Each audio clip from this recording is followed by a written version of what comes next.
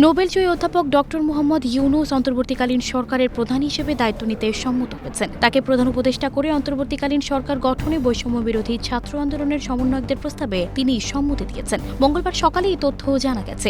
সমন্বয়কারীরা বলেন, শিক্ষার্থীদের পক্ষ থেকে তার সাথে যোগাযোগ করা হলে তিনি প্রথমে রাজি হতে চাননি। তিনি বলেছেন, তার বহু কাজ আছে যেগুলো তাকে শেষ করতে হবে, কিন্তু শিক্ষার্থীরা তাকে বারবার অনুরোধ করে বলেন তারা এরকম একটি রক্তক্ষয়ী আন্দোলন করে সফল হয়েছেন। এই আন্দোলনে বহু মানুষ প্রাণ হারিয়েছেন, বহু শিক্ষার্থী, সাধারণ মানুষকে হত্যা করা হয়েছে।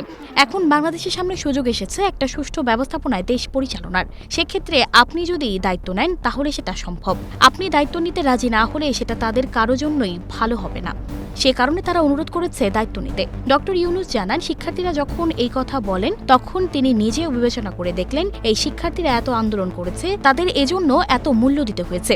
শিক্ষার্থীরা যদি এত স্যাক্রিফাইস করতে পারে, দেশের মানুষ যদি এত স্যাক্রিফাইস করতে পারে, তাহলে তারও কিছু দায়িত্ব আছে। তখন তিনি অন্তর্বর্তীকালীন সরকারের দায়িত্ব নিতে রাজি হন।